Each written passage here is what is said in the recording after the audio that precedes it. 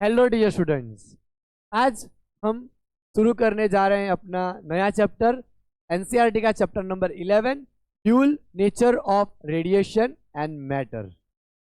Friends, इस chapter में हम जो लाइट है उसकी जो प्रॉपर्टी है उसके जरिए हम उसका वेव नेचर और पार्टिकल नेचर वो किस तरह से पजेस करता है उसकी हम डिस्कशन करेंगे। तो आइए पहले मैं टाइटल लगा देता हूँ, फिर हम डिस्कशन स्टार्ट करते हैं।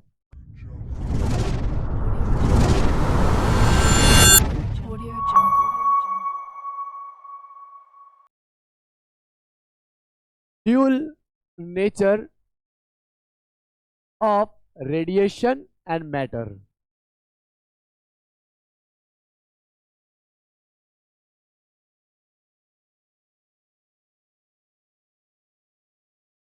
फ्रेंड्स, हम यहाँ पे डिस्कस करने वाले हैं कि किस तरह से लाइट वेव भी बिहेव करती है और पार्टिकल भी बिहेव करती है। तो सबसे पहले चैप्टर 10 की जो हमारी हिस्ट्री थी उसको हम यहाँ पे याद करें तो 1637 में डेस्कार्टिस ने बोला कि जो लाइट है वो पार्टिकल नेचर कैरी करता है और कॉर्पस्कुलर थियरी बताई। न्यूटन ने उनको प्रमोट करा, राइट, और अपनी बुक में पब्लिश करी वो थियरी, तो उसको उन्होंने वेव नेचर बताया। उसके बाद 1801 में थॉमस यंग ने डिफ्रैक्शन और इंटरफेरेंस फिनोमेना बताया जो कि वेव नेचर कैरी करता है लाइट। उसके बाद 18th सेंचुरी में ही मैक्सवेल ने, जेम्स क्लर्क मैक्सवेल ने क्या करा कि मैथमेटिकल इक्वेशन के जरिए लाइट हमारा वेव नेचर कैरी करता है वो पूरा प्रूव करा। तो अब तक कन्विंस हो चुका था कि लाइट हमारा वेव नेचर कैरी करता है, लेकिन 1905 में अल्बर्ट आइंस्टाइन ने वापस फोटो इलेक्ट्रिक थियरी जो एक्सप्लेन करी वो लाइट का पार्टिकल नेचर लेके एक्सप्लेन करी और प्रूव करा कि लाइट जो है वो पार्टिकल नेचर भी कैरी करता है। इसीलिए हमारा चैप्टर का नेम है ड्यूल नेचर ऑफ रेडिएशन का भी ड्यूल नेचर है और मैटर का भी, राइट। जो रेडिएशन है वो एज अ वेव बिहेव करता है और पार्टिकल भी बिहेव कर सकता है। जो हमारा मैटर है पार्टिकल, वो भी पार्टिकल तो खुद है ही, वो वेव भी बिहेव कर सकते हैं, राइट। तो ये सारी चीजें हम इस चैप्टर में डिस्कस करने वाले हैं, राइट, कि रेडिएशन का ड्यूल नेचर कैसा है और मैटर का दोनों कैसे ड्यूल नेचर में बिहेव करते हैं। तो अब तक हमने जो फिनोमेना लर्न करे उसमें reflection of light, refraction, diffraction, interference, polarisation, ये सारी चीजें वेव थियरी से प्रूव होगी। लेकिन इस चैप्टर में हमारा टारगेट रहेगा फोटो इलेक्ट्रिक इफेक्ट समझना। तो ये जो फोटो इलेक्ट्रिक इफेक्ट है फ्रेंड्स, ये हमारे पार्टिकल नेचर से ही समझी जा सकती है। और दूसरी एक थियरी है Compton theory, right, Compton effect. तो कॉम्पटन इफेक्ट जो है वो भी पार्टिकल इफेक्ट से ही समझी जा सकती है, पार्टिकल नेचर से। खैर, कॉम्पटन इफेक्ट तो आप बीएससी बैचलर ऑफ फिजिक्स में पढ़ोगे जब आप बैचलर करोगे साइंस का उस फिजिक्स में, राइट, अगर आप करोगे बैचलर बीएससी तो। अदरवाइज यहाँ तक आपको 12th स्टैंडर्ड तक जो इस चैप्टर में आपको फोटो इलेक्ट्रिक इफेक्ट बता रखी है वो आपको पता चलेगा कि किस तरह से लाइट हमारा पार्टिकल नेचर कैरी करता है, राइट। तो हम स्टार्ट करते हैं सबसे पहले इलेक्ट्रॉन एमिशन का। जो थियरी हमारी है वो इलेक्ट्रॉन को बाहर निकालने वाली थियरी है, यानी कि इलेक्ट्रॉन कैसे बाहर निकलता है, पूरी गेम उसके ऊपर ही है कि हमें मेटल के अंदर से इलेक्ट्रॉन को बाहर निकालना है। तो टाइटल में लगाऊंगा टॉपिक का electron emission. Electron emission friends, हमारी जो मेटल की प्लेट होती है, मान लो हमारे पास एक मेटल की प्लेट है इस तरह से। इस मेटल की प्लेट में बहुत सारे इलेक्ट्रॉन तो होते हैं लेकिन वो बाउंडेड फॉर्म में होते हैं, वो बाहर नहीं निकल सकते, राइट, बाउंडेड फॉर्म में होते हैं, राइट, बिकॉज इलेक्ट्रॉन जो है वो न्यूक्लियस के आसपास घूमते रहते हैं, राइट। तो न्यूक्लियस से उसका स्ट्रॉन्ग अट्रैक्शन रहता है। फर्स्ट ऑर्बिट में रहेंगे तो बहुत ही ज्यादा अट्रैक्शन रहेगा, सेकेंड ऑर्बिट वालों को थोड़ा कम अट्रैक्शन रहेगा, राइट। इसमें कुछ कुछ इलेक्ट्रॉन जो फ्री रहते हैं वो सरफेस पे रहते हैं लेकिन वो बाहर नहीं निकल सकते। हमारे जो इलेक्ट्रॉन है वो बाहर नहीं निकल सकते, राइट, वो सरफेस पे ही घूम सकते हैं, राइट। अब अगर फ्रेंड्स हमें इन इलेक्ट्रॉन को बाहर निकालना हो तो एनर्जी हमें इंसिडेंट करानी पड़ेगी इसके ऊपर, राइट। एनर्जी के जरिए हम इनको बाहर निकाल सकते हैं। तो पहले हम डिस्कस करेंगे कि हमारी लाइट इंसिडेंट करे उसके अलावा और क्या मेथड है? तो पहली एक मेथड है हमारी थर्मोआयनिक एमिशन की। देखो मैंने आपको बोला कि जो इलेक्ट्रॉन है वो इलेक्ट्रॉन मेटल के अंदर रहते हैं, राइट, लेकिन आसपास बहुत सारे न्यूक्लियस लैटाइस पॉइंट पे सारे हमारे जो चार्ज होंगे यहाँ पे, तो न्यूक्लियस जो होंगे उससे अट्रैक्टेड रहेंगे इलेक्ट्रॉन्स, तो उनको पुल आउट करना थोड़ा मुश्किल है, एनर्जी देनी पड़ती है। डायरेक्टली वो अपने आप से बाहर जंप करके नहीं निकल सकते, राइट, उनको लाइट या दूसरे कोई फॉर्म में हमें एनर्जी प्रोवाइड करनी पड़ती है। तो फ्रेंड्स इलेक्ट्रॉन को बाहर निकालने की मेथड है, यहाँ पे 3 मेथड हम डिस्कस करने वाले हैं। तो पहली मेथड है थर्मोआयनिक एमिशन। पहली मेथड है हमारी थर्मोआयनिक एमिशन। थर्मोआयनिक एमिशन में हमें हीट सप्लाई करनी पड़ती है। Okay, heat supplied to metal surface about, हमें अप्रोक्सीमेटली 200 2500 कैल्विन से लेके 3000 कैल्विन तक हमें यहाँ पे क्या करना होता है, हीट देनी पड़ती है, राइट, इतनी टेम्परेचर देना पड़ता है। अगर हम इतना टेम्परेचर दें तो इलेक्ट्रॉन हमें यहाँ पे बाहर निकल के आ जाएगा। और फ्रेंड्स आप सोचो कि एनर्जी दे के इलेक्ट्रॉन को बाहर निकलने का कोई मतलब ही नहीं है, राइट, वो तो हमने एक एनर्जी का दूसरी एनर्जी में कन्वर्जन किया, राइट, तो उसका इतना कोई मीनिंग है नहीं, उससे हमें कोई बेनिफिट होने वाला है नहीं, राइट। सेकेंड मेथड है फील्ड एमिशन का, जिसको कोल्ड एमिशन भी बोला जाता है, फील्ड एमिशन या फिर कोल्ड एमिशन। फील्ड एमिशन को फ्रेंड्स हम यहाँ पे कोल्ड एमिशन भी बोल सकते हैं, कोल्ड एमिशन। अब इसमें हमें क्या करना होता है, जो हमारी मेटल है उसको इलेक्ट्रिक फील्ड के अंदर रखना होता है, और कितना इलेक्ट्रिक फील्ड प्रोवाइड करना पड़ता है, 10⁸ वोल्ट पर मीटर इलेक्ट्रिक फील्ड। अगर हम मेटल को इतने अमाउंट में 10⁸ वोल्ट पर मीटर इतने अमाउंट में अगर इलेक्ट्रिक फील्ड प्रोवाइड करें तो हमारा इलेक्ट्रॉन बाहर निकल सकता है, राइट, 10⁸ वोल्ट पर मीटर अगर इतना हम इलेक्ट्रिक फील्ड प्रोवाइड करें तो इलेक्ट्रॉन बाहर निकल जाएगा, राइट। लेकिन यहाँ भी वो गई वही बात, राइट, कि इलेक्ट्रिक फील्ड अप्लाई करना पड़ेगा, एनर्जी देनी पड़ेगी। थर्ड हमारा जो पॉइंट है वो ही हम पूरे चैप्टर में डिस्कस करने वाले हैं, photo electric emission. Photo electric emission, photo यानी कि लाइट, राइट, तो लाइट हमारी सरफेस के ऊपर इंसिडेंट होगी, फिर जो इलेक्ट्रॉन निकलेंगे तो उसको हम बोलेंगे यहाँ पे फोटो इलेक्ट्रिक एमिशन, राइट। तो यही हम पूरे चैप्टर में लर्न करने वाले हैं, light fall on the metal surface, right, and जो इलेक्ट्रॉन उसके जरिए बाहर निकलेंगे तो वो वाला जो एमिशन होगा उसको हम बोलेंगे फोटो इलेक्ट्रिक एमिशन, और हम यही चीज डिटेल में भी लर्न करने वाले हैं, राइट। तो फ्रेंड्स यहाँ पे हमने 3 चीजें डिस्कस करी कि थर्मोआयनिक एमिशन, फील्ड एमिशन, जिसमें इलेक्ट्रिक फील्ड हमें कितना अप्लाई करना पड़ता है, 10⁸ वोल्ट पर मीटर जितना, है ना, और थर्ड फोटो इलेक्ट्रिक एमिशन। और मैंने आपको बोला कि हम जो पूरा चैप्टर है हमारा उसमें फोटो इलेक्ट्रिक एमिशन ही डिस्कस करेंगे, क्योंकि वो लाइट हमें फ्री में मिलती है और हमें इंटरेस्ट किस में है, जो चीज़ फ्री में मिले, राइट।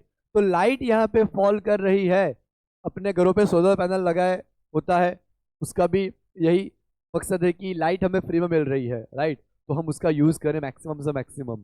तो लाइट यहाँ पे जब इंसिडेंट करेगी मेटल के सरफेस के ऊपर या हमारे सोलर पैनल के ऊपर, तो इलेक्ट्रॉन जनरेट होंगे, एनर्जी जनरेट होगी, राइट। तो हम इसी की डिस्कशन करेंगे। तो फ्रेंड्स सबसे पहले हर्ट्ज ने एक ऑब्जर्वेशन लिया, राइट, उससे पहले हम एक और बात करते हैं कि लाइट फॉल करेगी तो हमें किस तरह से इलेक्ट्रॉन मिलेंगे, कब मिलेंगे, वो भी ज़रूरी है कि इलेक्ट्रॉन किस कंडीशन में मिलेंगे, वो भी हमारे लिए यहाँ पे ज़रूरी है बात करना। तो जब भी मेटल सरफेस के ऊपर हमारे इस तरह से फोटोन इंसिडेंट होंगे, फोटोन हमारी एनर्जी है E=hν, हमारा फोटोन इतनी एनर्जी कैरी करता है, राइट। फोटोन की प्रॉपर्टी के लिए हम नेक्स्ट लेक्चर लेके आएंगे जिसमें हम पूरी फोटोन की प्रॉपर्टी डिस्कस करेंगे। अभी हमें यहाँ पे थोड़ा बेसिक पता होना चाहिए कि फोटोन वो एनर्जी के पैकेट्स होते हैं, photon are packets of energy in form of quanta, उनको क्वांटा बोला जाता है। इस तरीके से हमारे एनर्जी के पैकेट्स होते हैं जिनको क्वांटा भी बोला जाता है, राइट। तो एनर्जी के पैकेट्स हैं और एक पैकेट की वैल्यू कितनी है, E is equal to h nu, और न्यू हमारी यहाँ पे फ्रीक्वेंसी है, और एच क्या है हमारा, Planck's constant 6.625 10⁻⁻34 joule into second, ये हमारा कांस्टेंट एच की वैल्यू है, और न्यू हमारे यहाँ पे क्या है, फ्रीक्वेंसी है। तो फ्रेंड्स यहाँ पे हम उतनी मिनिमम फ्रीक्वेंसी इंसिडेंट कराएं ताकि हमारा इलेक्ट्रॉन बाहर निकल जाए, राइट। तो हमें पहले यहाँ पे लर्न करना है कि वर्क फंक्शन किसे बोलते हैं, राइट। तो द मिनिमम एनर्जी, मैं यहाँ लिखूंगा the minimum energy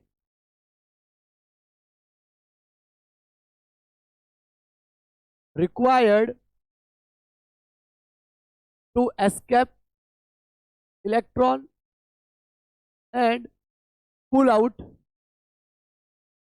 from the metal surface is called work function, right. हम यहाँ पे जो मिनिमम एनर्जी अप्लाई करेंगे, राइट, कि जो इलेक्ट्रॉन को बाहर निकाल पाए, उस मिनिमम एनर्जी को हम क्या बोलेंगे, यहाँ पे वर्क फंक्शन बोलेंगे। वर्क फंक्शन को हम यहाँ 50 से डिनोट करेंगे, वर्क फंक्शन, राइट, और वर्क फंक्शन को हम यहाँ डिनोट करेंगे 50 से, है ना फ्रेंड्स। अभी ये बहुत सारी रेफरेंस बुक में W0 भी डिनोट कर रखा होता है, लेकिन हमारी एनसीईआरटी में 50 से करा है, तो हम उसी को याद रखेंगे कि इलेक्ट्रॉन को मिलने वाली मिनिमम एनर्जी के जिसके जरिए वो बाहर निकल पाए, उतनी तो उसको रिक्वायर्ड होगी ही होगी। हमारा इलेक्ट्रॉन बाहर निकलेगा कब, जब उसको मिनिमम एनर्जी जो चाहिए उससे ज्यादा मिलेगी, राइट। लेकिन सरफेस पे लाने के लिए भी मिनिमम एनर्जी तो रिक्वायर्ड होती ही है, तो जो मिनिमम एनर्जी रिक्वायर्ड है उसको हमारा बोला जाएगा वर्क फंक्शन, राइट। और वर्क फंक्शन को हम यहाँ पे डिनोट करेंगे फाई नॉट से, और ये जो फाई नॉट है वर्क फंक्शन, इसका यूनिट आएगा इलेक्ट्रॉन वोल्ट। हम ऐसा भी बोल सकते हैं कि जो इलेक्ट्रॉन हमारा यहाँ पे एक्सेलरेट कर रहा है under the potential of 1 volt, that is called 1 electron volt, right. तो 1 इलेक्ट्रॉन वोल्ट वो हमारा वर्क का भी यूनिट हो गया, ओके। तो अगर आपको जब भी इस चैप्टर में 1 इलेक्ट्रॉन वोल्ट को जूल में कन्वर्ट करना होगा, तो क्या आएगा 1.6 10⁻⁻19 वोल्ट, राइट। क्योंकि 1 वोल्ट के अंडर में हमारा इलेक्ट्रॉन जब एक्सेलरेट करेगा तब हम उसको 1 इलेक्ट्रॉन वोल्ट बोलेंगे, और 1 इलेक्ट्रॉन वोल्ट की वैल्यू हमारी क्या आएगी, 1.6 10⁻⁻19 जूल।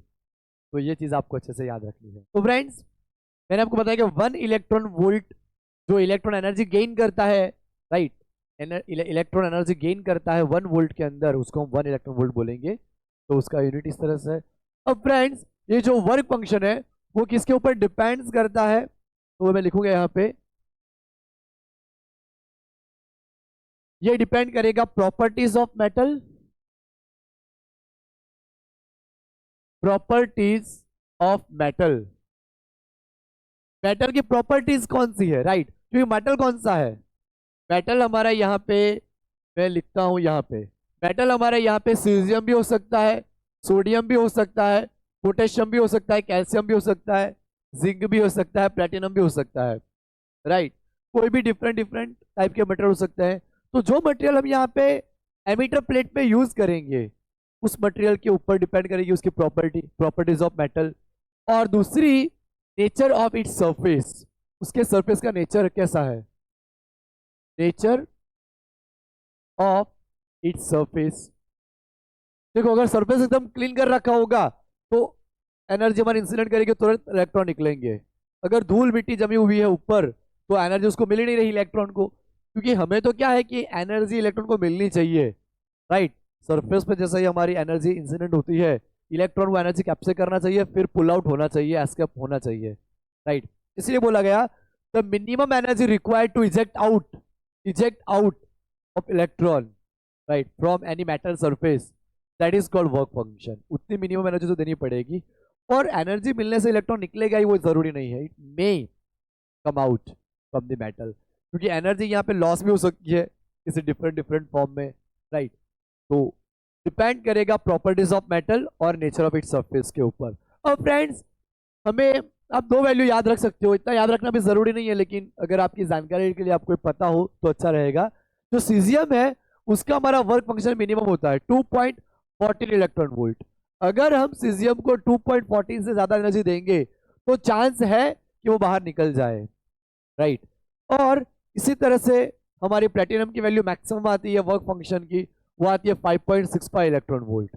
अगर प्लेटिनम मटेरियल को हम 5.65 इलेक्ट्रॉन वोल्ट से ज्यादा एनर्जी अगर प्रोवाइड करें तो मे बी इलेक्ट्रॉन हमारा बाहर निकल सकता है। वो डिपेंड करेगा कि इलेक्ट्रॉन पूरी की पूरी एनर्जी अब्सॉर्ब कर रहा है, बाहर निकलने तक उसका कोलिजन नहीं हो रहा, वो सारी चीजों पे डिपेंड करेगा, राइट। तो इस कंडीशन में हमारे इलेक्ट्रॉन्स बाहर निकल सकते हैं। इस तरह से बहुत सारे वर्क फंक्शन आते हैं, लेकिन आपको याद रखने की जरूरत नहीं है, राइट। तो फ्रेंड्स, ये इलेक्ट्रॉन एमिशन में आपको वर्क फंक्शन पता होना चाहिए। दूसरा एक आता है थ्रेशोल्ड फ्रीक्वेंसी। थ्रेशोल्ड फ्रीक्वेंसी, तो the minimum frequency required to eject an electron, right. The minimum frequency, minimum cut off frequency, उसको बोलेंगे required to eject an electron is called threshold frequency,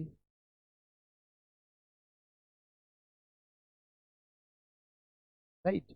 यहां पे हमारी जो फ्रीक्वेंसी इंसिडेंट कर रही है उसमें मिनिमम फ्रीक्वेंसी हमारी कितनी होनी चाहिए, राइट। वो थ्रेशोल्ड फ्रीक्वेंसी डिसाइड करेगा, यानी कि मेटल डिसाइड करेगा कौन सा मेटल है। अब थ्रेशोल्ड फ्रीक्वेंसी एक ऐसी फ्रीक्वेंसी है जिससे अगर कम फ्रीक्वेंसी इंसिडेंट करे तो हमारा इलेक्ट्रॉन इजेक्ट नहीं करेगा, राइट, चाहे इंटेंसिटी कितनी भी हो, राइट।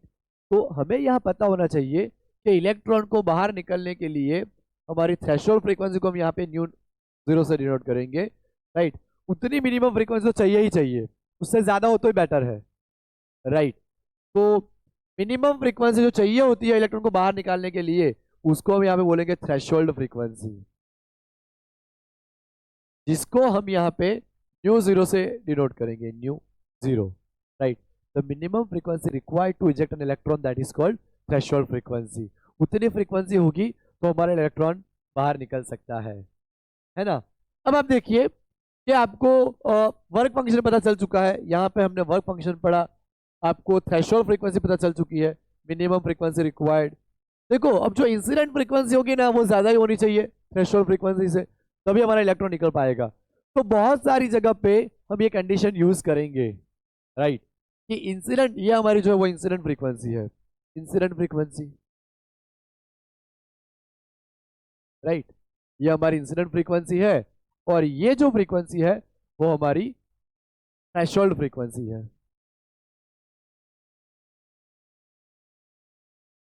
राइट। तो अगर ये कंडीशन हमारी फुलफिल हो रही है तो हमारा इलेक्ट्रॉन निकलेगा ही निकलेगा, राइट। ऐसा जरूरी नहीं है निकलेगा ही निकलेगा, मैंने आपको बोला कि वो एनर्जी लॉस ना करें, किसी के साथ कोलिजन ना करें, राइट, तो सीधा बाहर निकल जाए। तो डेफिनेटली अगर ज्यादा फ्रीक्वेंसी हम प्रोवाइड कर रहे हैं तो इलेक्ट्रॉन बाहर निकलने के चांस रहेंगे, राइट। अब फ्रेंड्स, हर्ट्ज ने सबसे पहले ऑब्जर्वेशन लिया, राइट। तो क्या ऑब्जर्वेशन है उसके साथ हम डिस्कशन स्टार्ट करेंगे। उसके बाद हम हॉलवास और लेनार्ड ने जो प्रैक्टिकल्स किए फोटोइलेक्ट्रिक इफेक्ट के ऊपर, तो उन्होंने 4 फैक्टर के ऊपर क्या करा, स्टडी करा, डिटेल स्टडी करा, तो वो हम डिस्कस करने वाले हैं। अब फ्रेंड्स हम इसे मिटा देते हैं और हम स्टार्ट करते हैं कि हर्ट्ज ने किस तरह से ऑब्जर्वेशन लिए और कैसे ये स्टडी आगे बढ़ा। तो 1887 में हेनरिच हर्ट्ज ने सबसे पहले स्पार्क डिस्चार्ज का जो एक्सपेरिमेंट कर रहे थे, उन्होंने नोटिस करा कि जब अल्ट्रावायलेट लाइट उसके ऊपर इंसिडेंट कर रही थी एमिटर प्लेट के ऊपर, तब उन्होंने देखा कि हमें ज़्यादा वो रिस्पॉन्ड करता हुआ दिखाई दिया मेटल का प्लेट। हम डिस्कस करते हैं उसके बारे में, इसको मैं मिटा देता हूं। ये सारा जो बेसिक है वो आपको पता होना चाहिए, तभी हम यहाँ पे हॉलवास और लेनार्ड ने जो 16 ईयर तक प्रैक्टिकल्स किए, एक्सपेरिमेंट किए इसके ऊपर, तो उसका कंक्लूजन क्या निकल के आया, right, characteristics of photoelectric effect हम डिस्कस करने वाले हैं अभी। तो फ्रेंड्स मैं आपको बता रहा था कि 1887 में हेनरिच हर्ट्ज ने स्पार्क डिस्चार्ज का एक्सपेरिमेंट करा। तो उन्होंने नोटिस करा कि जो अल्ट्रावायलेट लाइट है अल्ट्रावायलेट लाइट के लिए स्पार्क डिस्चार्ज जो प्लेट थी वो ज्यादा इल्यूमिनेशन दिखा रही थी, राइट, ज्यादा नेगेटिवली वो हो रही थी, ज्यादा इलेक्ट्रॉन अंदर से बाहर निकल रहे थे। खैर तभी इलेक्ट्रॉन डिस्कवर भी नहीं हुआ था, लेकिन उन्होंने ऐसा मेंशन करा था, नेगेटिव चार्ज, राइट। उसके बाद फ्रेंड्स हॉलवास एंड लिनार्ड ने 1886 से 1902 के बीच यानी कि 16 ईयर तक इसके ऊपर एक्सपेरिमेंट करा, राइट। उन्होंने डिटेल स्टडी करी 4 फैक्टर के ऊपर कि इंटेंसिटी से क्या फर्क पड़ता है जो इलेक्ट्रॉन बाहर निकलते हैं उसमें। सेकेंड चीज, फ्रीक्वेंसी चेंज करने से क्या फर्क पड़ता है, स्टॉपिंग पोटेंशियल से क्या फर्क पड़ता है, और एमिटर प्लेट उसको चेंज करने से क्या फर्क पड़ता है। तो ये चारों चीजें हम यहाँ पे डिटेल में डिस्कस करने वाले हैं, राइट। तो 1886 से 1902 के बीच 16 ईयर तक हॉलवास और लेनार्ड ने क्या करे, प्रैक्टिकल्स के एक्सपेरिमेंट के डेटा लिए। तो उनको ये पता चला कि जो हमारे जिंक कैडमियम जैसे मेटल है, राइट, तो वो अल्ट्रावायलेट लाइट को ज़्यादा रिस्पॉन्ड देते हैं। अल्ट्रावायलेट लाइट फॉल करने से ये जो मेटल है जिंक कैडमियम, राइट, उसमें ज़्यादा इलेक्ट्रॉन बाहर निकलेंगे, राइट। और उन्होंने ये भी नोटिस करा जो हमारी विजिबल लाइट है, विजिबल लाइट है वो हमारे अल्कली मेटल्स को भी रिस्पॉन्ड करती है। हमारे जितने भी अल्कली मेटल है तो विजिबल लाइट उनको भी रिस्पॉन्ड करती है। ये चीज़ उन्होंने नोटिस करी। तो फ्रेंड्स यहाँ पे हम डिटेल में डिस्कस करने वाले हैं। तो हम यहाँ पे टाइटल लगाएंगे experimental study of photoelectric effect. उसमें हम ये चारों फैक्टर की भी बात करेंगे, राइट। इंटेंसिटी चेंज कर उन्होंने जो जो इतने सालों तक मेहनत करी उसमें उन्होंने यही पाया कि कौन कौन से फैक्टर के ऊपर वो डिपेंड करता है, राइट। तो 4 फैक्टर की हम डिस्कशन करते हैं। मैं इसको मिटा देता हूं और हम स्टार्ट करते हैं। फ्रेंड्स हम यहाँ पे डिस्कस करने वाले हैं experimental study of photoelectric effect. मैं टाइटल लगाऊंगा experimental study of photoelectric effect.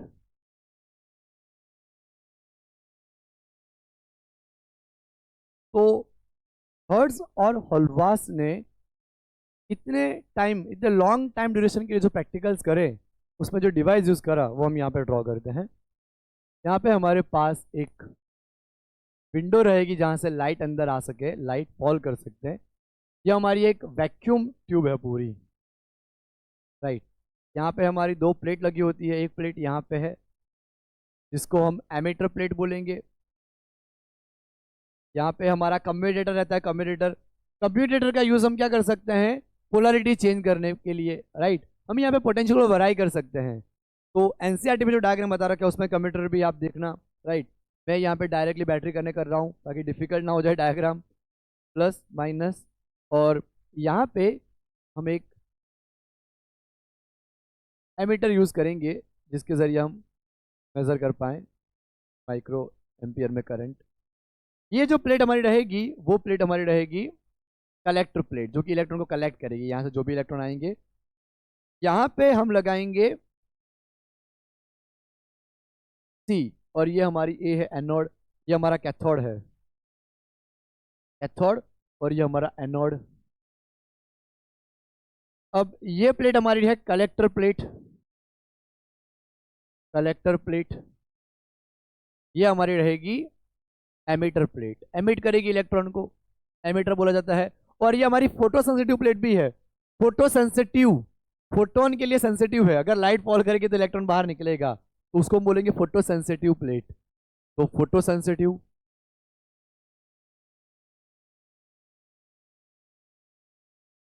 तो ये हमारी होगी फोटो सेंसिटिव प्लेट, राइट। और ये हमारी होगी कलेक्टर प्लेट। अब और ये हमारी जो प्लेट है वो इवैक्यूएटेड रहेगी, इवैक्यूएटेड चैम्बर। और फ्रेंड्स यहाँ पे हमारी क्वार्ट्ज विंडो है, क्वार्ट्ज विंडो हमारी हाई टेम्परेचर के ऊपर भी उसको कोई प्रॉब्लम नहीं आती। ऐसा ग्लास रहता है कि जो हमारा 1000 डिग्री सेल्सियस इतना टेम्परेचर भी टॉलरेट कर पाए, राइट।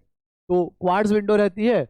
और दूसरी चीज, ये पूरा वैक्यूम यहाँ पे क्रिएट कर रखा है हमने ताकि इलेक्ट्रॉन का कोई डस्ट पार्टिकल या इधर उधर कोई कहीं पे कोलिजन ना हो पाए, राइट, क्योंकि इलेक्ट्रॉन बहुत ही मास कम है, उसका सेंसिटिव पार्टिकल है हमारा, राइट।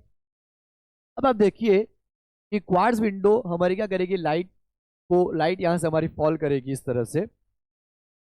जैसे ही हमारी लाइट यहाँ पे फॉल करेगी इस तरह से एमिटर प्लेट के ऊपर, तो अंदर से इलेक्ट्रॉन निकलेंगे, और जो हमारे इलेक्ट्रॉन्स निकलेंगे यहाँ से वो इस तरफ मोशन करेंगे।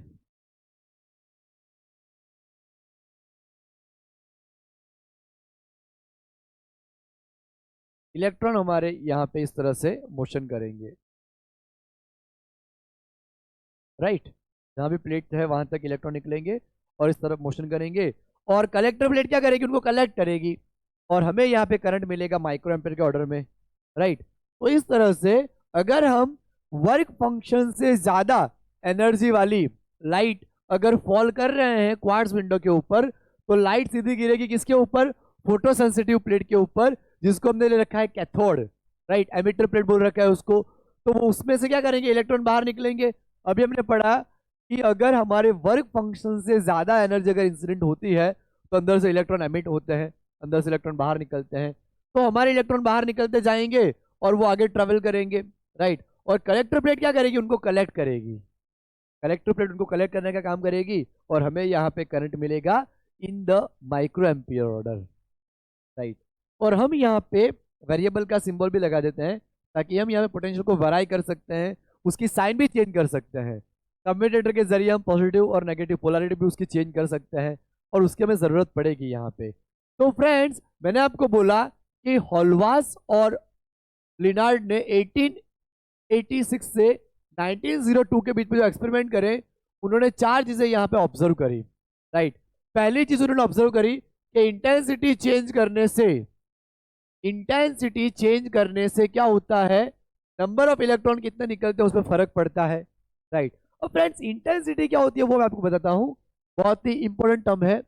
इंटेंसिटी यानी कितनी एनर्जी कितने एरिया पे कितने टाइम के लिए फॉल कर रही है, right. Energy per unit area per unit time, that is called intensity. कितनी एनर्जी कितने टाइम के लिए कितने एरिया के ऊपर फॉल कर रही है, उसको हम यहाँ पे इंटेंसिटी से डिनोट करेंगे, राइट। उसका यूनिट क्या आएगा हमारा, joule per second per metre square. Joule per second को हम वॉट में बोलेंगे, तो हम उसका यूनिट लेंगे वॉट पर मीटर स्क्वायर, राइट। हम उसका यूनिट क्या लेंगे, वॉट पर मीटर स्क्वायर, ओके। तो हमें यहाँ पे इंटेंसिटी के बारे में पता होना चाहिए, क्योंकि हम इंटेंसिटी का पूरा यहाँ पे स्टडी करने वाले हैं, कितनी इंटेंसिटी यहाँ पे फॉल हो रही है। एक चीज़ आप याद रखना कि इंटेंसिटी अगर बढ़ेगी तो एनर्जी भी बढ़ेगी, ऐसा ज़रूरी नहीं है, राइट, क्योंकि एनर्जी तो वेवलेंथ के ऊपर डिपेंड करती है, ओके। और इंटेंसिटी से हमारे कितने फोटोन निकलेंगे, मान लो इंटेंसिटी 10 वाट पर मीटर स्क्वायर है, तो फॉर एग्जांपल 100 इलेक्ट्रॉन निकले बाहर, तो अगर मैं 20 कर दूंगा, 10 के बदले 20 वाट पर मीटर स्क्वायर कर दूंगा, तो डबल इलेक्ट्रॉन निकलेंगे। ये उन्होंने स्टडी करा कि इलेक्ट्रॉन जो निकलेंगे, नंबर ऑफ इलेक्ट्रॉन वो बढ़ेंगे, लेकिन एनर्जी नहीं बढ़ेगी। ये पूरा हम प्रैक्टिकल में यहाँ पे डिस्कस करने वाले हैं, राइट। तो इंटेंसिटी का डायमेंशन फॉर्मूला क्या मिल जाएगा हमें, जूल यानी m1 L2 T-2, सेकेंड यानी T⁻1, मीटर स्क्वायर यानी L2 कैंसिल हो जाएगा हमारा यहाँ पे, तो m1 L0 T-3, right. Joule का m1 L2 T-2, सेकेंड का T1, मीटर स्क्वायर का L2 कैंसिल हो गया हमारा। ये हमारा इंटेंसिटी का डायमेंशनल फॉर्मूला मिला, m1 L0 T-3। तो ये आपके लिए इंपॉर्टेंट भी रहेगा, ओके।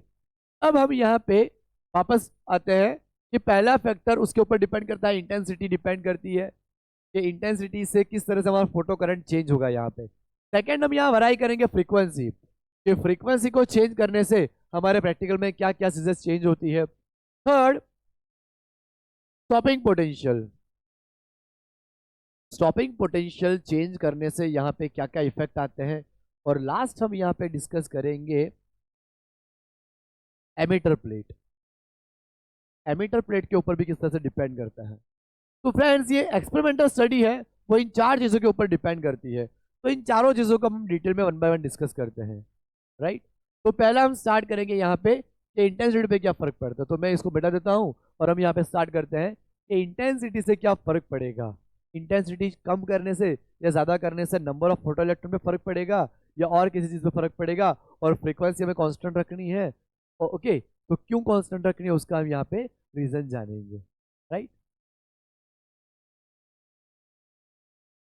फ्रेंड्स। सबसे पहले हम डिस्कस करेंगे कि इंटेंसिटी का क्या फर्क पड़ता है। तो मैं टाइटल यहाँ लगा देता हूँ, effect of intensity of light on photo electric current. Photo electric current हम यहाँ पढ़ने वाले हैं कि इंटेंसिटी का फोटो इलेक्ट्रिक करंट के ऊपर क्या फर्क पड़ता है। तो फ्रेंड्स, अगर मैं यहाँ पे दो चीज फिक्स रखूं, क्या फ्रीक्वेंसी चेंज नहीं करेंगे हम, और दूसरा कि स्टॉपिंग पोटेंशियल यानी हमारा पोटेंशियल चेंज नहीं करेंगे। जो भी हमें स्टॉपिंग पोटेंशियल नहीं, पोटेंशियल हम बोलेंगे, स्टॉपिंग पोटेंशियल तो पूरी अलग फिनोमिना है। फ्रीक्वेंसी और पोटेंशियल यहाँ पे कांस्टेंट रखेंगे और फिर यहाँ पे ऑब्जर्वेशन लेंगे कि क्या होता है, राइट। ये पूरा एक्सपेरिमेंटल स्टडी है, यानी जो हो रहा है वो हमें नोटिस करना है और उसको ऐसा कंक्लूजन के तौर पर लिखना है, राइट। तो उन्होंने क्या करा, हर्ट्ज और हॉलवास ने, हर्ट्ज ने सिर्फ बताया था, लिनार्ड और हॉलवास ने बाद में एक्सपेरिमेंट करे। तो उन्होंने नोटिस करा कि जैसे जैसे हमने इंटेंसिटी बढ़ाई यहाँ पे, वैसे वैसे नंबर ऑफ फोटो इलेक्ट्रॉन ज्यादा निकले। कब, जब हमने प्लेट ए को पॉजिटिव रखा, यहाँ प्लेट ए को हमें पॉजिटिव रखना है with respect to collector plate, right. तो हमने पॉजिटिव टर्मिनल दिया यहाँ पे। अगर हम यहाँ पे पॉजिटिव टर्मिनल रखेंगे तो ये प्लेट हमारी पूरी पॉजिटिव होगी और इस तरफ की प्लेट नेगेटिव होगी। तो with respect to emitter plate cathode we have to kept anode as a positive potential with a positive potential। जब हमने पॉजिटिव रखा है पोटेंशियल को और फिर हमने क्या करा, इंटेंसिटी फॉल कर रहे हैं, राइट। तो वो क्या कर रहा है, इलेक्ट्रॉन को बाहर निकाल रहा है। तो यहाँ पे ऐसा नोटिस करा गया कि मान लो 10 वॉट पर मीटर स्क्वायर के लिए हमें कुछ नंबर ऑफ इलेक्ट्रॉन्स मिले, मान लो 100 इलेक्ट्रॉन्स मिले, राइट। उसके बाद अगर हमने इंटेंसिटी डबल करी तो नंबर ऑफ इलेक्ट्रॉन्स भी डबल हो गए, राइट। पहले मान लो फॉर एग्जांपल एकदम सिंपल समझने के लिए 100 इलेक्ट्रॉन मिल रहे थे पहले, अब 200 इलेक्ट्रॉन हो गए। अब देखो फ्रेंड्स, इलेक्ट्रॉन के नंबर बढ़े यानी कि फोटो इलेक्ट्रॉन्स बढ़े, लेकिन ऐसा नहीं है कि पहले उसकी काइनेटिक एनर्जी 10 इलेक्ट्रॉन वोल्ट थी अब 20 हो गई, ऐसा नहीं है, राइट। सिर्फ इलेक्ट्रॉन के नंबर बढ़ रहे हैं निकलने वाले, राइट। और ये प्लेट क्या कर रही है, उनको अट्रैक्ट भी करती जाएगी क्योंकि पॉजिटिव टर्मिनल है हमारा, यहाँ पे पॉजिटिव रखा हुआ है। तो जो भी इलेक्ट्रॉन यहाँ से निकलेंगे वो इस तरफ मोशन करेंगे और ये प्लेट उनको क्या करेगी, अट्रैक्ट करेगी, राइट। तो हमारे यहाँ पे करंट जनरेट होगा और वो हमारा माइक्रो एम्पियर में होगा, राइट। तो इस तरह से कंक्लूजन लिया गया कि intensity with fixed frequency and potential, intensity is linearly proportional to, directly proportional to number of photo electrons per second, right. Intensity जो है वो हमारी नंबर ऑफ फोटो इलेक्ट्रॉन्स के ऊपर डिपेंड करेगी। इंटेंसिटी जो है वो नंबर ऑफ फोटो इलेक्ट्रॉन के ऊपर डिपेंड करेगी। सेकेंड चीज हम यहाँ पे ऐसा ही लिख सकते हैं कि अब फोटो इलेक्ट्रॉन निकल रहे हैं, फोटोन की वजह से जो इलेक्ट्रॉन निकल रहे हैं इसीलिए हम उनको बोलेंगे फोटो इलेक्ट्रॉन्स, राइट। और फोटो इलेक्ट्रॉन्स की वजह से जो करंट जनरेट होगा that is our photo current. तो इंटेंसिटी की वजह से जो करंट मिल रहा है it is called photo current. उसको हम यहाँ पे फोटो करंट भी बोलेंगे पर सेकेंड हमें यहाँ पे मिलेगा। तो अगर हम यहाँ पे ग्राफ बनाएं, यहाँ पे हम ग्राफ बनाएं, इस तरफ मैं लिखूंगा इंटेंसिटी और इस तरफ हमारा रहेगा फोटो करंट।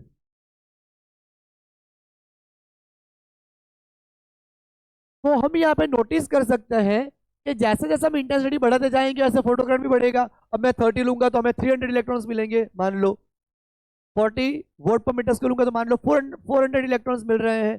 तो जैसे जैसे हम यहाँ पे इंटेंसिटी बढ़ाते गए वैसे फोटो करंट भी बढ़ता गया। जब इंटेंसिटी 0 थी तो कोई करंट नहीं था। इसका मतलब ये हुआ कि हमें जो यहाँ ग्राफ मिलेगा वो स्ट्रेट लाइन मिलेगा। तो हमारा कंक्लूजन भी यही कह रहा है। तो हमारा फर्स्ट जो हमने स्टडी करा effect of intensity of light on photo electric current, वो हमें यही डिफाइन कर रहा है कि जैसे जैसे हम इंटेंसिटी बढ़ाएंगे वैसे हमारा फोटो करंट भी बढ़ेगा। जैसे जैसे हम इंटेंसिटी बढ़ाते जाएंगे वैसे फोटो करंट भी बढ़ेगा, photo number of photo electrons भी बढ़ेंगे, राइट। उनकी एनर्जी भी बढ़ेगी। ये सारी चीजें इसमें हम डिस्कस नहीं कर रहे हैं, राइट। एनर्जी तो नहीं बढ़ेगी क्योंकि फ्रीक्वेंसी कांस्टेंट है, तो एनर्जी भी कांस्टेंट ही रहेगी। सिर्फ और सिर्फ यहाँ पे इंटेंसिटी इंक्रीज करने से जो एमिटर प्लेट के अंदर से निकलने वाले इलेक्ट्रॉन है, राइट, उसके नंबर बढ़ेंगे, उसकी संख्या बढ़ेगी, राइट। यहाँ से जो नंबर है वो बढ़ेंगे। तो इसका मतलब डायरेक्टली ये हो रहा है कि यहाँ पे इंटेंसिटी डायरेक्टली प्रोपोर्शनल है फोटो करंट के नंबर ऑफ फोटो इलेक्ट्रॉन से। तो फ्रेंड्स जितने भी कंक्लूजन है वो मैं यहाँ लिखता जाऊंगा टॉप पे, कॉर्नर पे, राइट। बिकॉज उसके बाद चारों पॉइंट हम डिस्कस कर लेंगे, उसके बाद हम यहाँ पे characteristics of photo electric effect में डिस्कस करेंगे, राइट। तो सबसे पहला हमें कंक्लूजन मिला कि intensity is directly proportional to photo current, right. Intensity is directly proportional to photo current, photo electrons, right. Photo current भी हम लिख सकते हैं या फिर फोटो इलेक्ट्रॉन भी लिख सकते हैं। Number of photo electrons, right, intensity के डायरेक्टली प्रोपोर्शनल होंगे। तो ये हमने कंक्लूजन लिखा है पहला, राइट। और ग्राफ भी आप देख लीजिए स्ट्रेट लाइन में मिल रहा है। अब हम यहाँ पे दूसरा कंक्लूजन डिस्कस करते हैं। मैं इसको मिटा देता हूँ और अब दूसरा कंक्लूजन करते हैं यहाँ पे। तो फ्रेंड्स हम यहाँ डिस्कस करेंगे अब कि पोटेंशियल चेंज करने से क्या फर्क पड़ता है, राइट। तो effect of potential on photo electric current, effect of potential, और ये हमारा सेकेंड पॉइंट है, राइट। तो अब मिटा देते हैं। अब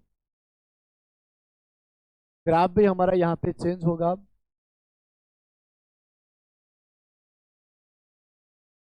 ओके फ्रेंड्स, अब यहाँ पे हमें दो चीज करनी है। पहले हम क्या करेंगे कि टर्मिनल को थोड़ा सा पॉजिटिव लेते हैं। मान लो हमने 100 फॉर एग्जांपल 100 वोल्ट की बैटरी ली है, तो पहले हम 50 वोल्ट कनेक्ट करेंगे, 50 वोल्ट सॉरी यहाँ पे पोटेंशियल लाएंगे। तो 50 वोल्ट से क्या होगा, जितने भी हमारे इलेक्ट्रॉन यहाँ पे आ पा रहे हैं अपने आप से खुद से वो तो आ ही जाएंगे, लेकिन जो पास में आके जिसके पास सफिशिएंट एनर्जी नहीं है, यहाँ पे आने की सफिशिएंट एनर्जी नहीं है, मान लो यहाँ तक आया तो क्या करा, इसने खींच लिया उसको क्योंकि वो पॉजिटिव प्लेट है, राइट। तो gradually we increase potential of anode, positive potential increase करेंगे with respect to C, right. हम यहाँ पे इंक्रीज करेंगे पोटेंशियल, तो जो सफिशिएंट है जिसके पास एनर्जी वो तो पहुंच ही रहे हैं, राइट। लेकिन जिसके पास यहाँ पहुंचने की एनर्जी नहीं है वो उनको थोड़ा बहुत नजदीक आया और प्लेट ने उसको खींच लिया, राइट, क्योंकि हमने 50 वोल्ट रखा है पोटेंशियल, राइट। अब हम क्या करेंगे कि धीरे धीरे पोटेंशियल बढ़ाएंगे, धीरे धीरे हम पोटेंशियल बढ़ाएंगे। तो अगर मान लो मैंने 100 वोल्ट की बैटरी कनेक्ट करी और मैंने प्लस 100 वोल्ट पोटेंशियल कर दिया है, तो जितने भी इलेक्ट्रॉन यहाँ पे निकल रहे हैं वो सारे इलेक्ट्रॉन आ जाएंगे, राइट।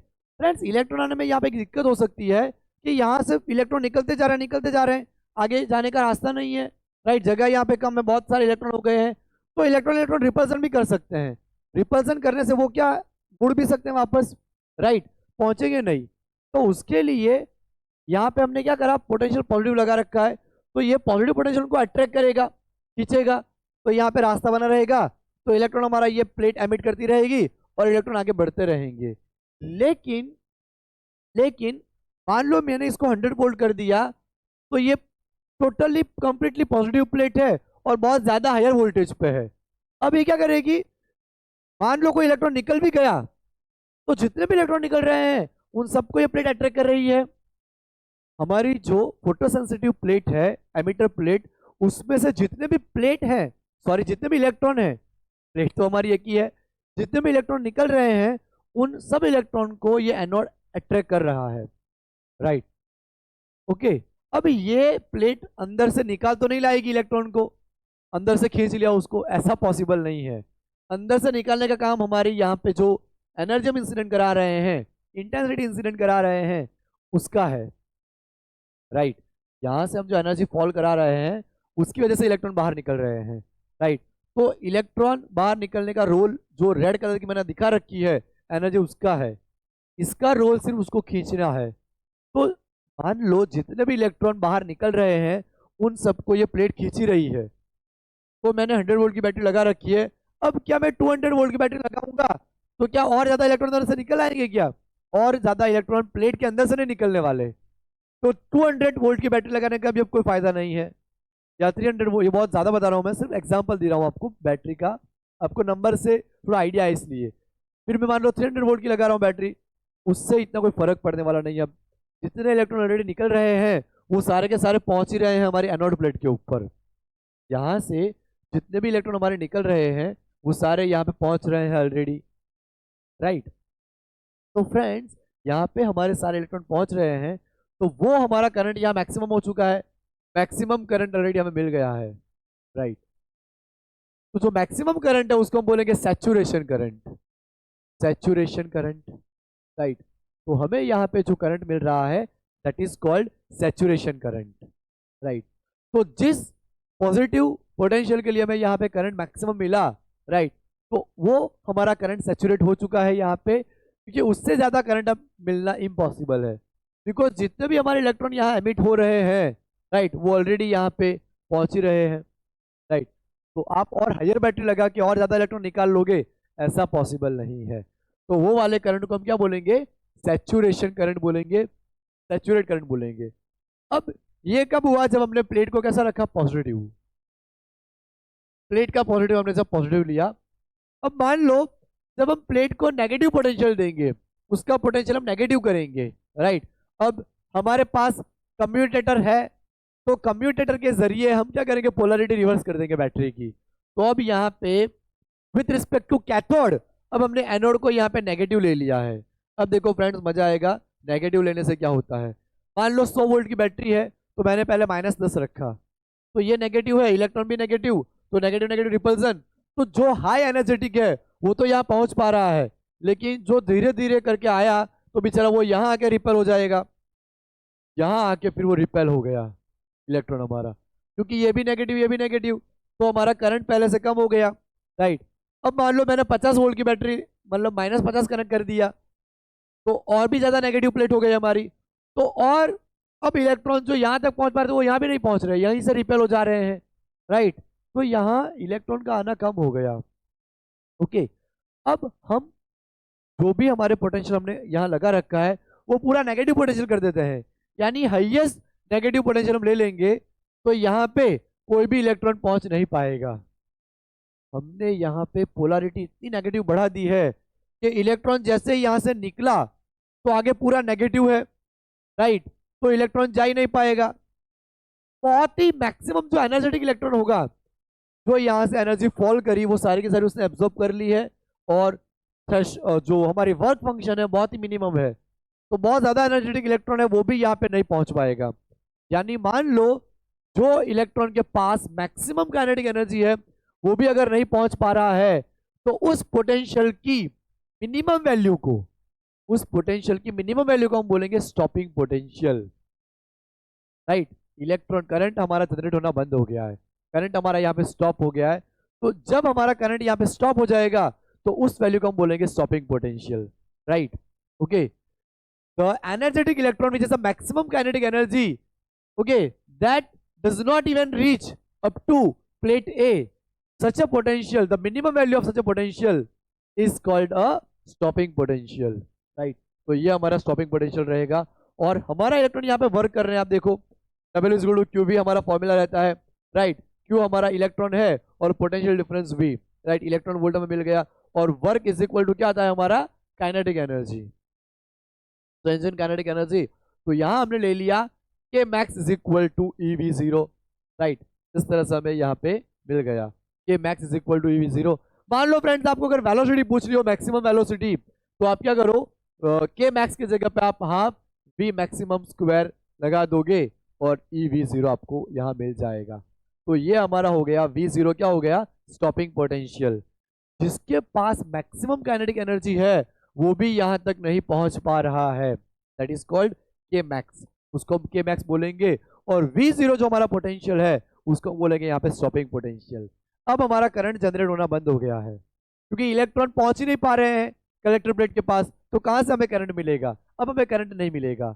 तो जब करंट मिलना बंद हो गया तो वो जो पोटेंशियल हमारा मिनिमम पोटेंशियल है, हम यहाँ पे -200 वोल्ट भी लगा सकते हैं, लेकिन उसकी जरूरत ही नहीं है। ऑलरेडी 100 वोल्ट पे हमारा पोटेंशियल स्टॉप, मतलब करंट जनरेट होना स्टॉप हो गया है। तो वो जो मिनिमम पोटेंशियल हमें मिला 100 वोल्ट का, राइट, यहाँ पे मैंने एग्जांपल लिया 100 वोल्ट का, तो वो जो हमें मिला वो उसको हम बोलेंगे minimum potential, that is called stopping potential. वो मिनिमम पोटेंशियल की वैल्यू को हम यहाँ पे स्टॉपिंग पोटेंशियल मानेंगे। तो ये चीज आपको अच्छे से समझ में आ जानी चाहिए। अब फ्रेंड्स, स्टॉपिंग पोटेंशियल का यहाँ पे जो मैं आपको ग्राफ ड्रॉ करके दिखाता हूँ। यहाँ पे ये वैल्यू आपको पता चल गई। अब मैं यहाँ पे ग्राफ लेता हूँ, सैचुरेशन करंट वाला पॉइंट में मिटा देता हूँ, और ग्राफ से हम समझते हैं कि इंटेंसिटी हम बढ़ाएंगे तो भी अब स्टॉपिंग पोटेंशियल पे कोई फर्क नहीं पड़ने वाला। देखो आप इंटेंसिटी बढ़ाई तो नंबर ऑफ इलेक्ट्रॉन तो हमारे बढ़े, लेकिन स्टॉपिंग पोटेंशियल पे थोड़ी ना फर्क पड़ा। नंबर ऑफ इलेक्ट्रॉन बढ़ रहे हैं लेकिन यहाँ पहुंच ही नहीं पा रहे हैं, राइट। तो अगर हम फ्रेंड्स यहाँ पे ग्राफ ड्रॉ करें, आप देखिए ये हमारा पोटेंशियल का ग्राफ है, इस तरफ नेगेटिव पोटेंशियल, और ये हमारा photo current.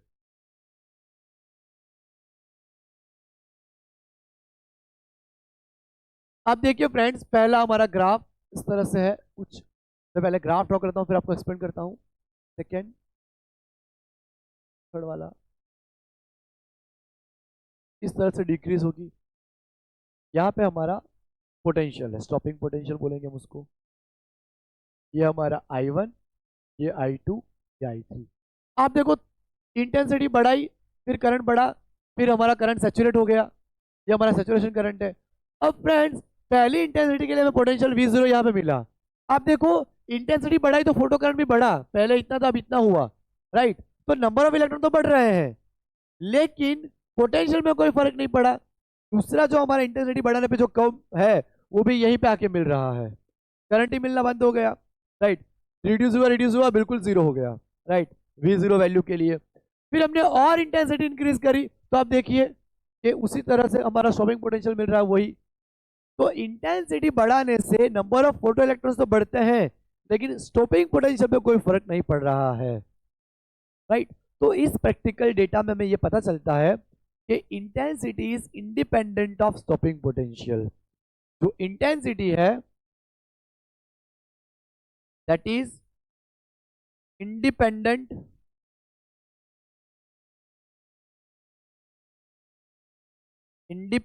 On stopping potential, depend नहीं करता, राइट। यहाँ पे इनका कोई रिलेशन नहीं है। इंटेंसिटी आप इंक्रीज करोगे तो स्टॉपिंग पोटेंशियल में कोई फर्क नहीं पड़ने वाला। ये ग्राफ हमें यही शो कर रहा है, राइट, कि इंटेंसिटी बढ़े तो फोटो करंट तो बढ़ा, वो तो हमारा फर्स्ट रिजल्ट ही था, लेकिन पोटेंशियल में कोई फर्क नहीं पड़ा जब हमने फ्रीक्वेंसी फिक्स रखी हुई थी, राइट। तो हमारा सेकंड कंक्लूजन हमें ये मिला कि इंटेंसिटी जो है, राइट, उसका स्टॉपिंग पोटेंशियल से कोई रिलेशन नहीं है, यानी कि इंडिपेंडेंट है। ये जो है वो क्या है, इंडिपेंडेंट है, यानी कि डिपेंड नहीं करती, राइट। तो फ्रेंड सेकंड यहाँ ऑब्जर्वेशन में हमें ये पता चला कि यहाँ पे इंटेंसिटी बढ़ाने से हमारा फोटो करंट तो बढ़ रहा है लेकिन इंटेंसिटी बढ़ाने से स्टॉपिंग पोटेंशियल में यहाँ पे कोई चेंज नहीं दिख रहा, जितना है उतना ही यहाँ पे रह रहा है, राइट। तो फ्रेंड्स ये मैं मिटा देता हूँ और हम थर्ड हम डिस्कस करते हैं कि फ्रीक्वेंसी चेंज करने से यहाँ पे क्या फर्क पड़ता है, राइट। अब फ्रेंड्स हम यहाँ पे थर्ड पॉइंट डिस्कस करने वाले हैं। टाइटल लगा देता हूँ पहले मैं,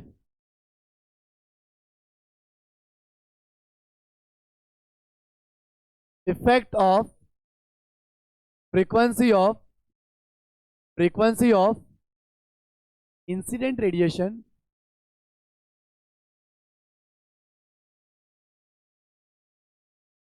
ऑन स्टॉपिंग पोटेंशियल। अब फ्रेंड्स हम क्या करेंगे, यहाँ पे इंटेंसिटी को फिक्स रखेंगे, इंटेंसिटी हम चेंज नहीं करने वाले हैं। इंटेंसिटी हमें यहाँ पे फिक्स रखनी है, हम यहाँ पे चेंज करेंगे फ्रीक्वेंसी, राइट। तो फ्रीक्वेंसी चेंज होने पे हमें यहाँ पे स्टॉपिंग पोटेंशियल में क्या फर्क दिखाई देता है वो हम नोटिस करेंगे। राइट। तो फ्रेंड्स, जब हॉलवास और लेनार्ड ने प्रैक्टिकल करा तो उनको पता चला कि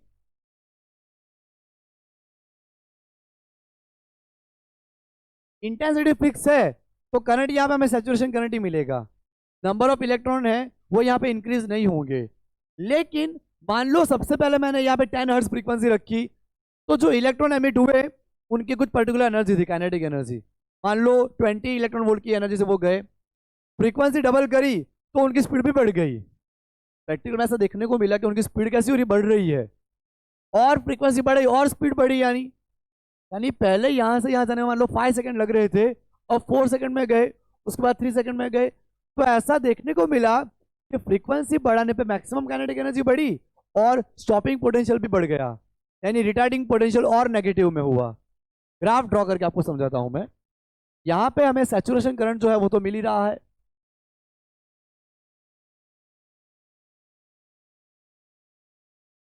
यहाँ हमारा -V01, -V02, -V03। ये जो ग्राफ है वो हमारा collector plate potential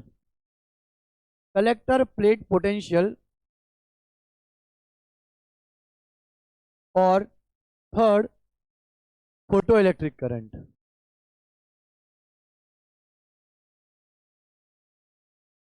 right, photo electric current का ग्राफ है। तो यहां जो ये मिला वो सैचुरेशन करंट है, सैचुरेशन करंट।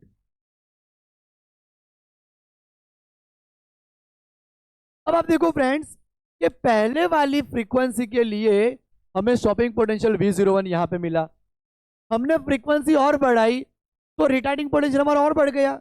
ये हमारा रिटार्डिंग पोटेंशियल, रिटार्डिंग पोटेंशियल। और अगर हमने फ्रीक्वेंसी बढ़ाई तो हमारा पोटेंशियल और बढ़ा, यानी कि फ्रीक्वेंसी से पोटेंशियल डायरेक्टली प्रोपोर्शनल है, स्टॉपिंग पोटेंशियल। फ्रीक्वेंसी बढ़ाने पे हमारा स्टॉपिंग पोटेंशियल भी बढ़ रहा है। अगर स्टॉपिंग पोटेंशियल बढ़ेगा तो बट ऑब्वियसली काइनेटिक एनर्जी बढ़ेगी, बिकॉज हमने पढ़ा कि के maximum is equal to V0 आता है। Maximum kinetic energy stopping potential के डायरेक्टली प्रोपोर्शनल है। राइट, तो यहां हमने ये देखा कि higher the frequency higher is the stopping potential. यहाँ पे मैं नेगेटिव नहीं लिख रहा। राइट, तो इसका मतलब यहाँ पे हमें कंक्लूजन ये मिला कि फ्रीक्वेंसी बढ़ाने पे स्टॉपिंग पोटेंशियल इंक्रीज हुआ।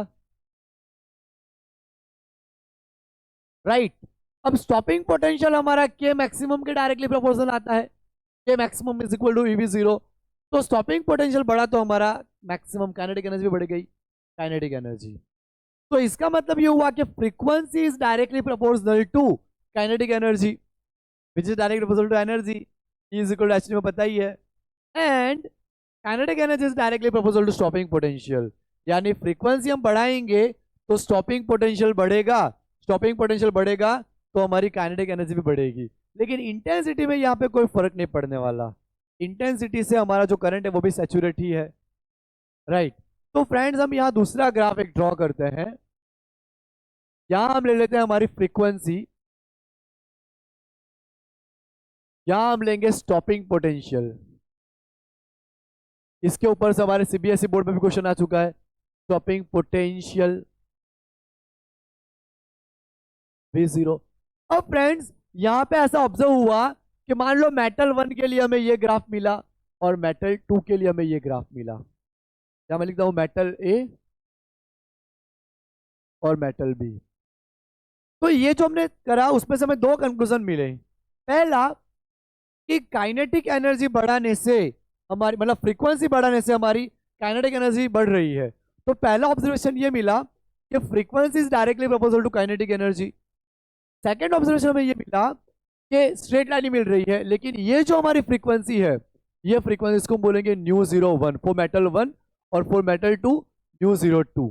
तो दूसरी मेटल की थ्रेशोल्ड फ्रीक्वेंसी ज्यादा है, यानी कि मटेरियल के ऊपर डिपेंड करती है। मटेरियल चेंज करा तो उसकी थ्रेशोल्ड फ्रीक्वेंसी बढ़ गई। मटेरियल हमने यहाँ पे चेंज करा तो उसकी थ्रेशोल्ड फ्रीक्वेंसी भी यहाँ पे बढ़ गई। तो ν02 that is greater than ν01। Right friends, यहाँ पे हमें एक चीज नोटिस करने जैसे जो दूसरा पॉइंट है हमारा, कि स्टॉपिंग पोटेंशियल तो 0 है लेकिन मिनिमम फ्रीक्वेंसी तो फिर भी उसको चाहिए ही।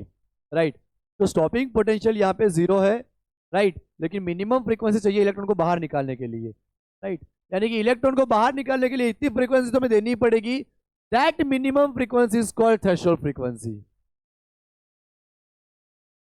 That minimum frequency is called threshold frequency. वो जो मिनिमम फ्रीक्वेंसी है उसी को हम यहाँ पे थ्रेशोल्ड फ्रीक्वेंसी बोलेंगे, राइट। तो वो चीज हमें यहाँ पे आइडिया होनी चाहिए कि जो मिनिमम फ्रीक्वेंसी है उसी को हम यहाँ पे क्या बोलेंगे, थ्रेशोल्ड फ्रीक्वेंसी बोलेंगे, राइट। तो यहाँ पे दूसरे मेटल की थ्रेशोल्ड फ्रीक्वेंसी पहले मेटल के मुकाबले ज्यादा है, राइट।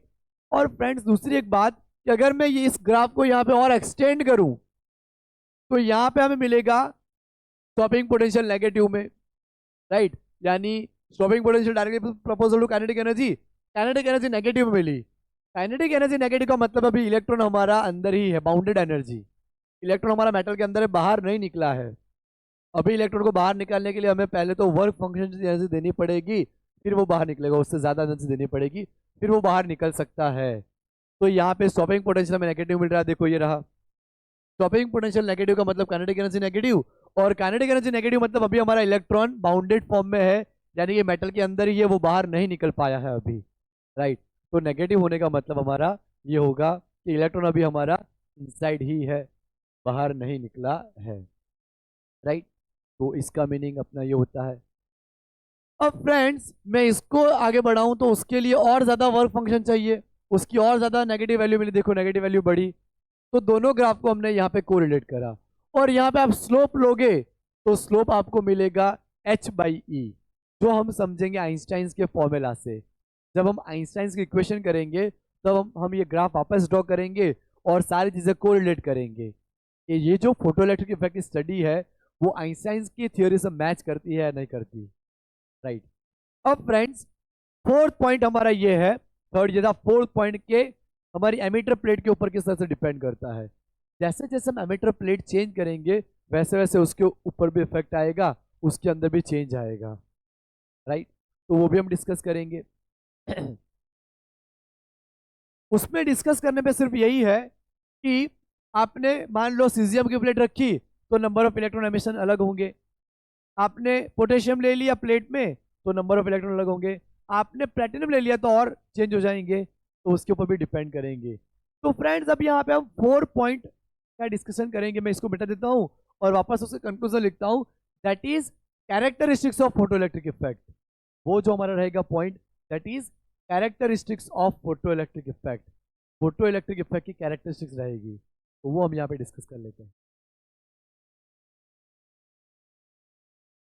फ्रेंड्स यहाँ पे जो हमने कंक्लूजन लाए, पहला हमारा ये है हमारी characteristics, features of this experiment, या फिर characteristics of this experiment, right, characteristics of photo electric effect, photo electric effect.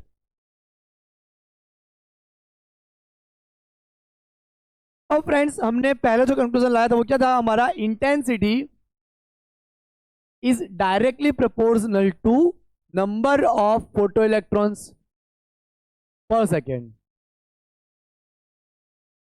हमने पहला कंक्लूजन लाया था कि इंटेंसिटी जो है वो फोटो इलेक्ट्रॉन्स को डायरेक्टली प्रोपोर्शनल है पर सेकेंड, और नंबर ऑफ इलेक्ट्रॉन्स या फिर फोटो करंट कह लीजिए आप। सेकेंड, इंटेंसिटी मैंने क्रॉस करा था, does not depend on stopping potential. Cross का मतलब क्या है कि इंडिपेंडेंट है, डिपेंड नहीं करती, तो हम इस तरह से ले लेते हैं इंडिपेंडेंट, इंडिपेंडेंट, राइट। इंटेंसिटी जो है वो हमारी स्टॉपिंग पोटेंशियल के ऊपर डिपेंड नहीं करेगी, राइट। फिर थर्ड, फ्रेंड्स थर्ड पॉइंट ये है कि इलेक्ट्रॉन को बाहर निकालने के लिए मिनिमम फ्रीक्वेंसी तो चाहिए ही चाहिए, राइट। तो new greater than mu zero, right. अगर हमारी ये हमारी इंसिडेंट फ्रीक्वेंसी है, इंसिडेंट फ्रीक्वेंसी, और ये हमारी कौन सी है, threshold frequency.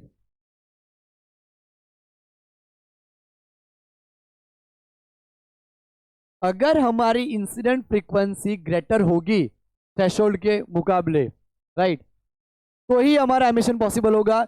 It doesn't matter के इंटेंसिटी, सॉरी, अगर हमारी इंसिडेंट फ्रीक्वेंसी थ्रेशोल्ड फ्रीक्वेंसी ज्यादा होगी तो ही हमारा इलेक्ट्रॉन निकल पाएगा। इट डजेंट मैटर के इंटेंसिटी हमारी डिम है या बहुत ज्यादा फुल है, इंटेंसिटी से कोई लेना देना नहीं है, राइट।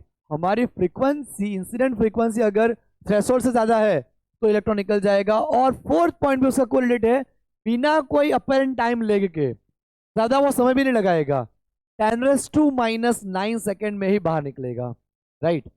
10⁻⁹ सेकेंड में ही हमारा इलेक्ट्रॉन बाहर निकलेगा, इतना कोई डिले नहीं करेगा, राइट। उससे भी कम टाइम में निकल जाएगा अगर हमारी ये कंडीशन फुलफिल हो रही हो तो फ्रेंड्स ये चार हमारे उसकी कैरेक्टरिस्टिक्स है, उसके फीचर्स हैं जो हॉलवाज और लेनार्ड ने प्रैक्टिकल्स करे थे। तो हमारा टाइटल था experimental study of photo electric effect. और फ्रेंड्स ये सारे फैक्ट्स हम वापस चेक करेंगे आइंस्टाइन के इक्वेशन वाली थियोरी में, राइट। तो फिलहाल थियोरी सेक्शन में हमारा यही है। अब हम न्यूमेरिकल करेंगे। पहले हम नीट 2020 का न्यूमेरिकल करते हैं और फिर हम जेई के भी 3 न्यूमेरिकल्स और करेंगे। फ्रेंड्स पहले हम कर रहे हैं नीट 2022 फेज 1 का question. Light of frequency 1.5 times the threshold frequency incident on photosensitive material. तो हमारा जो फ्रीक्वेंसी इंसिडेंट हुई वो 1.5 times of threshold frequency incident हुई, राइट। यानी अगर मैं μ0 को नीचे ले जाऊं तो इस तरह से हमें वैल्यू मिल जाएगी, यानी यहाँ हमारा इलेक्ट्रॉन एमिशन होगा क्योंकि इंसिडेंट फ्रीक्वेंसी ग्रेटर है थ्रेशोल्ड के मुकाबले। अब देखो what will be the photoelectric current if the frequency is half and intensity is double. अगर हम इसके मुकाबले फ्रीक्वेंसी को हाफ कर दें, राइट। देखो फ्रीक्वेंसी और इंटेंसिटी का तो कोई रिलेशन ही नहीं है, तो इंटेंसिटी डबल करने का कोई मीनिंग नहीं है। यहाँ पे फ्रीक्वेंसी को हम हाफ कर रहे हैं, 0.75 हो गया। अब μ0 को हम नीचे ले आते हैं, तो अब थ्रेशोल्ड हमारी 1 और इंसिडेंट 0.75, क्या ये कंडीशन फुलफिल हो रही है? नहीं हो रही यहाँ पे, राइट। यानी इलेक्ट्रॉन एमिशन ही नहीं होगा। इलेक्ट्रॉन एमिशन नहीं होगा तो यहाँ हमारा करंट क्या आएगा? 0। यहाँ हमारा करंट 0 आएगा, करंट की वैल्यू हमें नहीं मिलेगी, राइट। तो इसमें हमारा आंसर मिला हमें 0। अब फ्रेंड्स हम जेई मेन 2021 का क्वेश्चन करते हैं। The stopping potential in the context of photoelectric effect depends on the following property of incident electromagnetic radiation. Stopping potential किसके ऊपर डिपेंड करता है? तो अभी हम रिलेशन लेके आए थे कि K max proportional to V0 proportional to frequency, right. तो स्टॉपिंग पोटेंशियल किसके ऊपर डिपेंड करेगा? फ्रीक्वेंसी के ऊपर, राइट। तो हमारा आंसर आएगा डी। अब फ्रेंड्स हम और दो जेई मेन 2023 में पूछे गए क्वेश्चन करते हैं।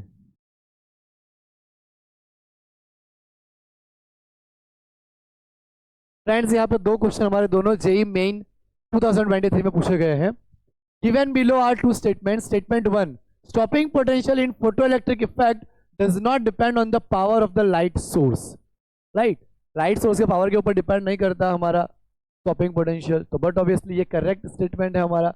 Second, for a given metal the maximum kinetic energy of the photoelectrons depends on the wavelength of incident light, right। kinetic energy energy पर डिपेंड करती है और energy h c by lambda, तो लेमड़ा चेंज होगा तो हमारी kinetic energy भी change होगी।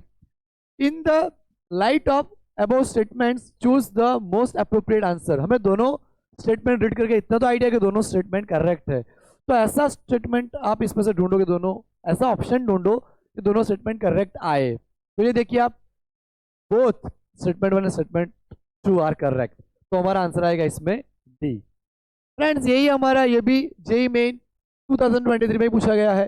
From the photo electric effect following observations are made intensity, which of these are correct? The stopping potential depends only on the work function of the metal, right? Stopping potential depends only on the work function. Okay, सिर्फ उसी पे depend करता है, तो ऐसा थोड़ी है, frequency पे डिपेंड करता है। The saturation current increases as the intensity of incident light, ये तो डेफिनेटली करेक्ट है। अगर हम करंट बढ़ाएंगे तो इंटेंसिटी बढ़ेगी, तभी करंट बढ़ेगा, right. The maximum kinetic energy of photo electrons depends on the intensity, ये तो बिल्कुल रॉन्ग है, right. Photo electric effect can be explain using wave theory, ये भी रॉन्ग है। एक ही राइट आया बी, तो बी ओनली, तो आंसर आएगा सी। बी ही हमारा करेक्ट आया, तो आंसर क्या आएगा? सी। ये आपको ध्यान रखना है कि स्टेटमेंट हमारा बी राइट है लेकिन ऑप्शन हमारा सी राइट है, राइट, ये आपको अच्छे से आइडिया आना चाहिए। तो फ्रेंड्स हमने यहाँ पे 4 न्यूमेरिकल करे, बाकी का थियोरी जो वाला पार्ट था वो हमने डिस्कशन करा। तो आपको ये लेक्चर बहुत ही अच्छे से और ध्यान से सुनना है, क्योंकि बहुत ही इंपॉर्टेंट टर्म्स इसमें हमने डिस्कस करी है। तो फ्रेंड्स इस लेक्चर के लिए हम इतना ही रखते हैं। अब हम नया लेक्चर पहले फोटोन के ऊपर लेके आएंगे, फिर हम आइंस्टाइन की थियोरी एक्सप्लेन करेंगे। तो बाय एवरीवन।